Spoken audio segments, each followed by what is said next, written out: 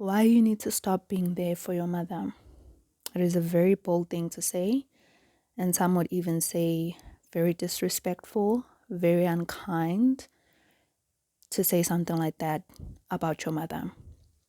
But as I've said many times in all my episodes, I have such conflicting feelings regarding my mother. I'm not sure if I really hate her, or I'm just disappointed in her, or I'm angry in her, or I wish she could have done more. Or maybe it's a combination of all these feelings because I had a very physically present mother, went to sleep always with my mother in the house, but I had a very distant mother emotionally, a mother who was incapable or maybe didn't want to really show me love and support and really be there for me emotionally. And if you were to ask her side of the story, she would say she gave it her all. And she would say she doesn't know what more I expected from her or expect from her, because in her mind it doesn't make sense what more I wanted, because she took me to school, because she gave me food, she gave me shelter, she bought me nice things whenever she could. So for her it wouldn't make sense. But for me, proof that my mother didn't love me, wasn't there for me mentally and emotionally, is how void and empty I felt for almost my entire life. It's the low self-esteem. It's me not being really able to function in the world. For me, the results, they speak volumes of what my mother lacked to do, in as much as she was fully present. Well, partially because she did all the necessary things externally that people would look on. I mean, this is why I can't even really have a conversation with anyone about this, because I think people would see me as ungrateful. People would see me as just the rebellious child who doesn't appreciate that she had a mother who did everything for her, even in the hardest of times. My mother always tried to provide for us. And talking about such a thing would make me look like I'm ungrateful, disrespectful. But at the same time, I know what I felt, and I'm done, which is another thing that my mother influenced within me, to question my intuition, to question my gut feeling. Because if she says, oh, I did everything, then I should ignore the feeling that is deep inside of me that feels like you didn't love me enough or at all. You weren't really there for me emotionally. You shut me down when I tried to speak to you. It always had to be about you. I was there for you emotionally and mentally. I was a therapist and a mother to you. But instead, she would make me disregard, dismiss everything I'm feeling inside. And I'm done with that. So this is why I'm not really open to speaking about this with really anyone, because I don't want people who are just going to do exactly what my mother did, which is invalidate my feelings, make me think like I'm just imagining it, make me think like I'm not really appreciating what my mother did and grateful for what she did, which I am. I am. I've said this countless times in my episodes. I'm grateful for what my mother has done for me, for raising me. But raising a child isn't just about physically providing for them, isn't just about the external stuff that people get to see that you do for your child. You have to love them, be emotionally there for them, be mentally there for them, support them, genuinely be connected to your child. And my mother lacked in that, or was incapable. And I don't want my feelings to be invalidated any longer, so I'm choosing to validate my feelings. I'm choosing to listen to the God-given gut feeling, my God-given intuition that even as a child, when I was growing up, I actually knew something wasn't right. I remember, I think when I was in varsity, there was a time where I actually had dedicated prayers for my mother, because I had started seeing that my mother has actually her own pain and wounds that she hasn't dealt with. So there was a time where I was just praying to God, God, heal my mother. God, please heal my mother from her hurt, because even though at that time I was still naive to the emotional abuse, to how narcissistic she is, but I saw that something is not right. I saw that there is just something missing in the way that we communicate, in the way that we connect with each other, in the way that we're there for each other emotionally. And so I was praying for my mother. And what I've now realized, and Renika in her podcast, Mama Trauma, she talked about this, that you can't have manipulative prayers where it's almost like you're praying that God overrides someone's free will. Because in me, even though for me it was a genuine prayer, because I didn't understand the extent of what kind of person that my mother is, but now that I understand, I realize that that prayer that I was praying for my mother, that God would heal her wounds, because I saw how her own wounds and pain, even though I'm not even fully aware of some of the pain and hurt and wounds that she has, but when you live with someone long enough, you can identify those things. You can see how insecure they are. You can see how defensive they are. You start to notice these things without them even telling you.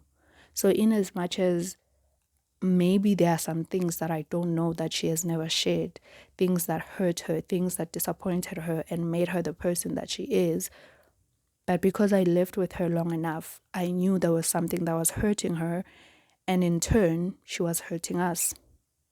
Like they always say, hurt people hurt people.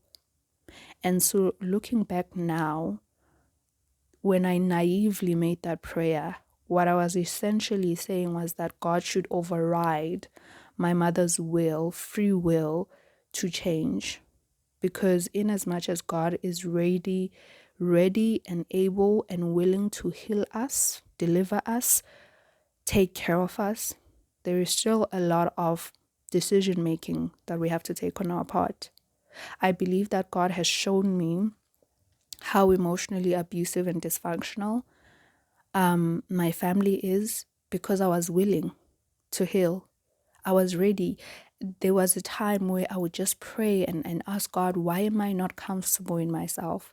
Why do I always feel like I'm not good enough? Why do I feel empty? Why do I date guys for the sake of just feeling like I'm important?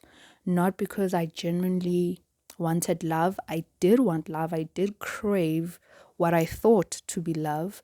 But now looking back, it wasn't really love that I was craving. It was the attention. It was to be admired.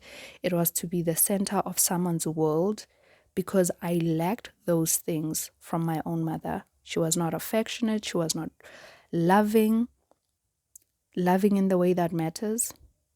Because if something looks like it's loving to somebody else, maybe an observer, they think, oh, your mother seems loving. I'm the one who experiences it and I'm the one who feels it. So I'm not gonna question that anymore. For me, my mother didn't love me in the way that matters. And I know that to people who know us, who know me, they would probably argue differently. But I'm choosing to acknowledge my reality, regardless of what anyone else might say. Just because you see a boyfriend buying his girlfriend flowers, for all you know, he abuses her when they're home. But just because I'm observing and looking, I'm like, oh, he always brings you lunch or buys you flowers or takes you out. For me, that seems loving as an observer. But the person who's actually in the relationship, they know what really goes on. And so I'm done questioning my reality and what I've felt. And the reason I've always questioned this is because of my mother. In any way where she felt like her abilities as a mother, her way of being there and loving us was questioned, she always turned it back on us, made us question ourselves instead of acknowledging that, hey, maybe I lack in this area. I could try to do better, to be there for my children in a different way, or love them in a way that matters, in a way that's gonna show them, that's gonna prove to them Okay. And I'm not even trying because I'm a very reasonable person. I'm not saying my mother had to stop everything and do things that are above and beyond to show me that she loves me. I'm not saying my mother had to take me to Disney World. I'm not saying crazy things. I'm saying things that matter. So much so that even if you grew up in poverty, when you look back at your childhood, you can tell that actually my mother loved me. So it's not always about the extremes and doing something big that's going to prove to your child. It's genuinely caring because we really, really can sense that. More and more I'm realizing that you have the ability within you. So even if somebody buys you things, throws you parties, takes you out, they do all the right things that seem to indicate that they love you, but don't ignore your gut feeling. That's what I've always done. And because I was still a child, seeing my mother that she was fully present and seeing how my mother fought, literally fought to actually provide for us in the hardest of times, for me that proved as a child that okay, my mother loves me. Because look at her, just even taking a job that's not really what she would have wanted to have as a job, just so that we can have food. There was a time when my mother had jobs that were typically a man's job, like hard labor type of jobs, simply because she wanted to put food on the table for us. And so, yeah, I understand when people would look and be like, how can you say your mother doesn't love you when she did that for you? But emotionally, my mother was not there. And I think for her, and maybe this is her love language, but it's just not working for me. For her doing things for people, she thinks that's going to be enough. I think she also uses it as a cover to so that you don't see that actually emotionally she cannot be there for you. So it's almost like having a blesser, having a sugar daddy who's going to buy you the Lamborghini, buy you the mansion. It's almost like a cover that I'm actually not going to really be there for you. So I'm going to give you all these things. I'm going to do all these things for you. But because there's a certain part of me that cannot truly be vulnerable, truly be open, truly emotionally connect with you. So I'm just going to buy you another car if you're feeling down instead of really talking to you. I'm just going to buy you another mansion. I'm going to buy you a pair of heels so that we don't really have to talk. I'm just going to do things that I think will make you feel better. And I think that's the same case with my mother. That in as much as I appreciate, I really do, that she did all those things, took up piece jobs and certain work just to give us food, to provide for us. But I think for her, it was also a cover up that there's nothing else I can give besides like providing for you. That's not to say a parent or a mother who's emotionally available and connects with their children, they then should not provide for them. These things go hand in hand, okay? Like, yes, it still is a parent's responsibility to try and put food on the table, to try and put a roof over their child's head, to try and clothe them and take them to school. It is still a parent's responsibility. There's no other way about that. But does that mean it takes away from the emotional part of it? No. So just because somebody does physical and external things for me, which I appreciated, doesn't mean it's okay that she lacked emotionally.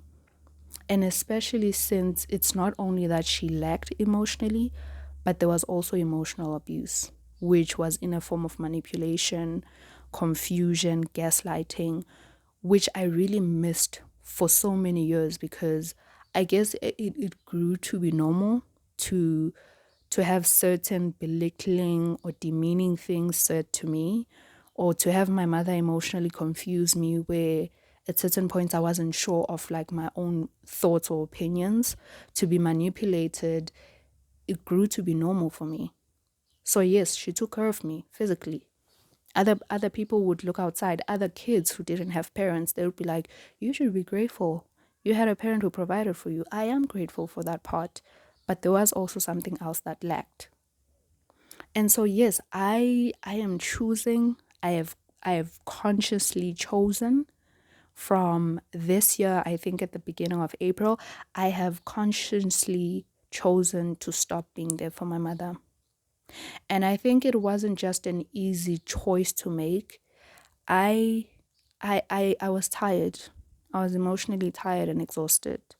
And I've mentioned this in my other episodes that towards the end of 2021, when I got depressed for what seemed to be for no reason, I started questioning, because I think I have been in and out of depression, but I was never clinically diagnosed. What I did know for sure is that I suffered from severe anxiety, because I just knew that I was functioning, living, and operating on a very high level of anxiety on my daily life.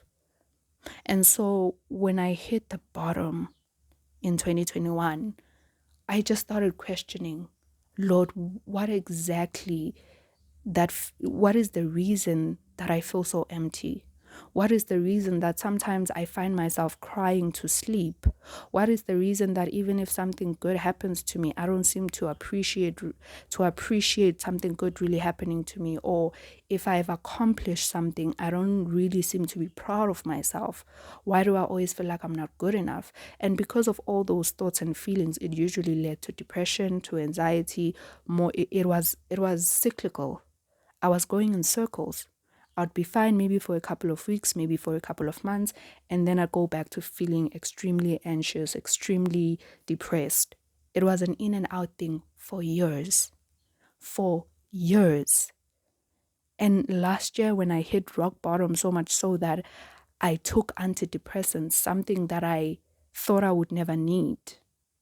I really thought I would never need antidepressants, even though I think in my early 20s, I started wondering if I need medication to cope.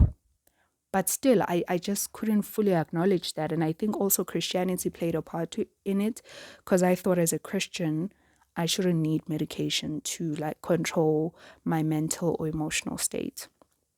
I thought I would just pray it away. And I believe in the power of prayer, and I believe that God can do miracles. And I still think medication isn't the first thing I would suggest to somebody. I think at the end of the day, for me, the first and real and main solution will always be Jesus Christ. Because even if you do take the decision to go on the route of taking medication, he still needs to be there leading and guiding. And I think for me, it just got to that point. And I remember when I decided that I'm going to take the antidepressants, I prayed to God. I told him that, Lord, I can no longer cope. I am no longer functioning. Waking up became harder and harder. And also to top it off, I think that me being unemployed did play a part, but not as much as the fact that I was back home experiencing the manipulation, the emotional confusion, the gaslighting. It was starting to pile up again. Because when I went to varsity, I got some distance from that. So I only came back home for holidays and went back to varsity. But when I came back home to live full time, those feelings, they started coming back up again, because my mother and my sister, they were still the same manipulative, bully, belittling people that they've always been to me. And I think I just couldn't take it anymore. And so when I went on this depressive episode whereby I even needed to take antidepressants, I really just started questioning God. I took the antidepressants. They really did make me feel better. But I questioned God. I wanted to know, what is it that keeps me in this anxious cycle? What is it that always makes me feel so low, like I'm not good enough? What is it? This is why I'm saying that first and foremost for me, any solution is Jesus Christ. Because yeah, I got the medication and I started to feel better emotionally, but I still didn't know what the root cause of me feeling like that time and time again was. And I think taking medication, in as much as I am seeing it, because the first time I took it for a month, and now I'm back on the medication again. in as much as I do think it's helping me manage my emotions and all of that, but I think it's always best to find the root of the problem. I think medication can end up being like a plaster that you put over an untreated wound. So I didn't want medication to just be a plaster, to just be a cover up. I wanted to know, what is it, God, that keeps me in these circles? Why do I keep feeling like I'm not good enough? Why do I keep judging myself? Why am I not able to be proud of myself even when I've done something great? Why do I keep overthinking and being easily embarrassed? Why do I keep being anxious over the littlest of tasks or littlest of things? I needed to know the reason. And that was the beginning of the year, because I started with the antidepressants towards the end of the year in December 2021. And then it lasted for a month, jumping to January 2022. And then I stopped taking the antidepressants. And God answered me in April. So sometimes we pray and we're just like, I don't know, we'll see. But I think it had gotten to that point where I was so willing. I was so willing to heal. I wanted to know what I needed to look at.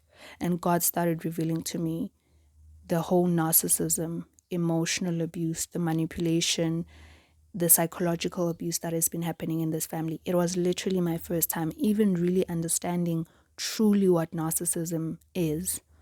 Understanding a narcissistic mother, a narcissistic sibling, understanding the strategies, the ways that they manipulate you and hurt you. And it was mind boggling to listen to other people who have experienced exactly what I've experienced. It was like they were talking about my experience while they were sharing their own experience. The number of people who were out there talking about these things, talking about the fact that they had a narcissistic mother who emotionally abused them in these ways and those ways, which was exactly what I experienced. And so finally, I could put a finger on what has been wrong in my life. I could finally find the root that, oh, this is why I've always not. And it wasn't an overnight process. I'm still in the process of healing. It is August, and I discovered this in April. I'm giving it time. I think also discovering this, and greatly with the help of God, I've also learned to be patient with myself, which was something I was really terrible at. I was not patient with myself. I was not kind to myself. I didn't give myself any grace. This is why I was constantly easily embarrassed, self-conscious, wondering what people thought about me, if they'd like me, if I'd fit in, being a people pleaser, because I was just not patient with myself. I didn't give myself any grace. I didn't like myself. And so with the help of God, I'm in the process of healing. But in this process of healing, I'm realizing so much. And I'm realizing all the feelings that I've had, that they are majorly and mainly rooted at how I was raised. The narcissistic mother that I had and the narcissistic sibling that she produced in her own daughter, that being my little sister. And so for me, I really see that God cannot override your free will. For me, it got to a point where I was willing to heal. I wanted to know, where does it hurt? Because I felt like something was hurting in me, but I didn't know. It's like having an injury in your body, but you're not sure where it hurts. I mean, even the doctor can't really help you because they need to know. When you go to the doctor for something, they need to know, where does it hurt? And for me, for the longest time, I wasn't sure where it was hurting. But my willingness to know, God was actually able to work in me. But my mother has not taken the choice and given the reins to God to say, you know what, Lord, I've been hurt in my past. There have people who have disappointed me, this and that, whatever her hurt is, whatever her wounds are, instead of dealing with them, taking them to God, she has actually just projected on her children and hurt us in turn. And this is why I always say that I don't want the bull crap of saying, oh, you need to understand your mother. She's also been through a lot. They grew up in a different generation. Logically, I understand that, but does it make it right for my mother to then hurt me because she was also hurt? because then nothing changes. If I didn't make the willing decision to want to know where it hurts and to go on this healing journey, it means the same thing could have happened to my children. Then who gets to stop the hurting? If the excuse is always just to understand your mother, that they've been through a lot, there was a lot that was happening in their lives, they still, no, she still has the responsibility to make a choice. I sympathize with the pain and wounds and disappointments that she has had in her life, but she still has a responsibility to make a choice to be different than the way that she was treated, to heal. She has that and as a Christian woman, because I'm talking about my mother, a Christian woman, she has the choice to take it to God, to say, you know what, Lord, certain people disappointed in my life. I know for sure that my mother's siblings, they disappointed her. They were never really there for her. And so there are certain things that she didn't learn, like knowing how to really be there for others because others were not there for her, like knowing a mother's love because she lost her mother at an early age, like really knowing to emotionally connect with people because those that were around her, the loved ones that she trusted, they didn't give her that. But still, she had a choice to make that, you know what, I felt like this growing up. I don't want my children to feel like that. And even though she might have not know how to go about it, but that's part of the healing process, that as you are healing, you also learn new ways to do things. That I'm healing from what hurt me, and in the process, with God's help, you are also learning, okay, so how do I love? Because sure, I can heal and forgive and give myself grace, for the times that I was hurt and disappointed. But then how do I now love if I've never experienced love? Because it's the same thing that's happening to me. I always asked myself, and it's so crazy how I was not fully aware of what had been going on in my family, but I still had these questions. I think when I was in high school or varsity, I started asking myself, because I felt like I don't know how to love. I started asking myself how I'm going to love my husband. I started asking myself how I'm going to really open up to people and be there for friends, because I felt like I couldn't really trust people and love and fully give of myself. I always had walls up so that people can't hurt me, they can't reach me. But the people who were actually hurting me were the people that I was opening up to, because I craved their love. So I didn't realize that the person who was making me not trust people, not be able to love people, is the one that I'm actually trying to open up to. That is my mother. I was craving her love. I was idolizing her. I was being a good girl so that she loves me. And in turn, I was having a hard time opening up to other people. So it's like the person who was hurting me, again, it's the saying, hurt people hurt people. So instead of tackling the issue with my mother, I was actually hurting other people by not letting them in my space, by not letting them fully know me, by not really being able to love them. You see how the cycle goes if we don't change. It just goes on and on and on. So no, it is not an excuse that my mother grew up in a different time, that she grew up in different circumstances, she didn't have this and that. I sympathize fully, but still, she has a responsibility and a choice over her life. So yeah, I'm stopping to be there for my mother. I've stopped. I've really emotionally withdrawn from my mother. And I think it's funny. It's not even funny. It's sad to kind of see her, just not being able to cope with me no longer being there for her, which is something I think should be natural to her because she has never been there for me. But at the same time, I get it because she got used to me always being there for her but not returning the same courtesy to me. I need to stop feeling responsible for my mother's feelings. I need to stop feeling responsible for her.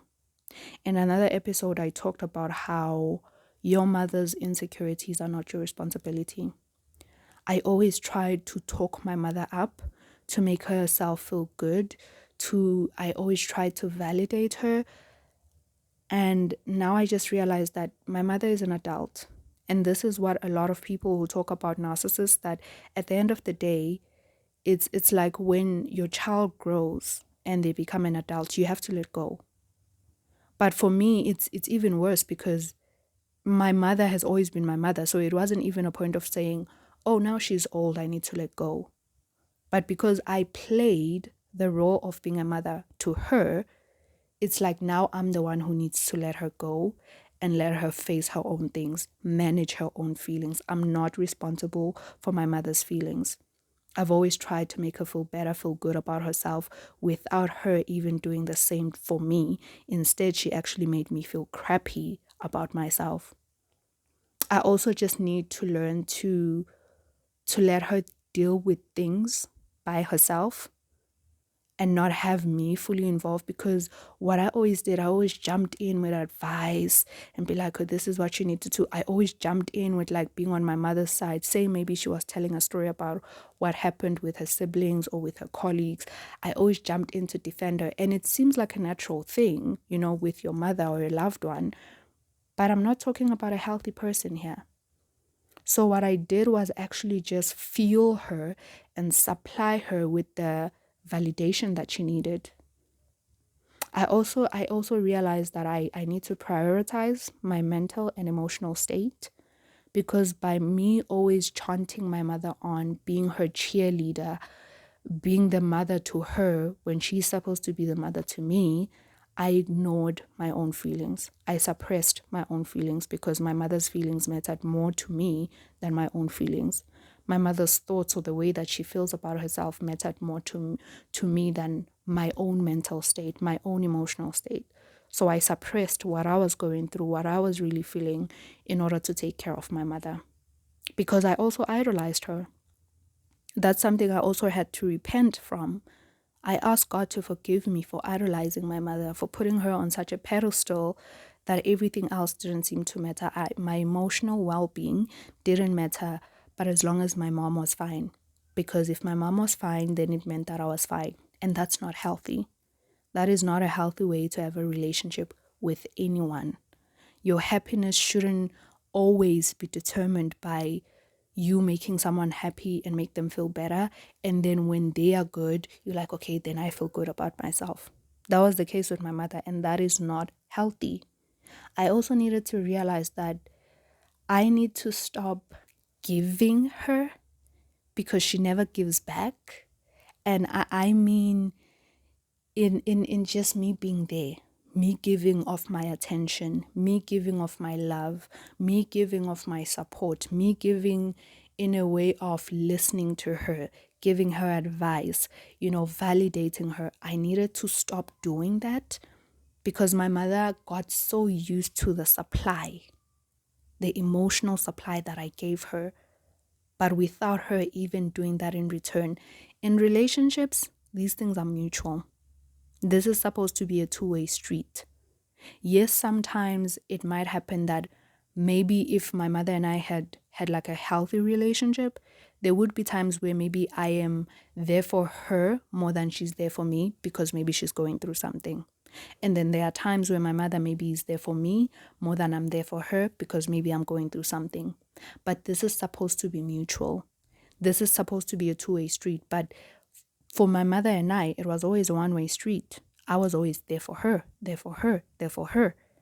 And when I was going through my own things, my mother would tell me not to hurt her because whatever hurts me hurts her. And don't get me wrong, I believe that. I believe that a mother does hurt when something happens to a child or a child is not okay or dealing with failure or going through something. I do believe that a parent does hurt.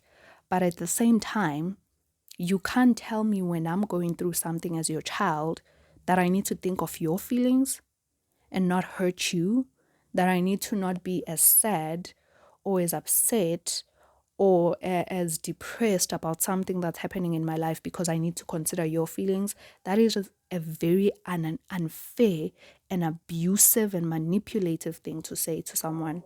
Because at the end of the day, in as much as you hurt for me and you feel for me, but I'm still the one going through something. and you need to let me be the one who's going through something, in as much as it hurts you because maybe you love me. But in my mother's case, I really just doubt it was the fact that she loved me. I think it was more of her not knowing how to deal with my pain or our pain as a children. And so she just, she wanted us to stop because, again, she doesn't know how to be vulnerable. She doesn't know how to emotionally connect with her own children. And so she would just shut us down by saying we are hurting her by us hurting. Craziest thing ever. I also just needed to stop being a mother to my own mother. I needed to stop doing that. I needed to stop making her the center of my world and idolizing her. Again, that is something I've repented of, because God is the only one who is the center, who should be the center of my world. And I also just needed to see that, will she be able to love me without me always constantly giving her validation, the supply, the emotional supply that she has gotten used to receiving? If I pulled back, would she be able to do that? Gladly, I wasn't expecting much because she hasn't been able to give it back.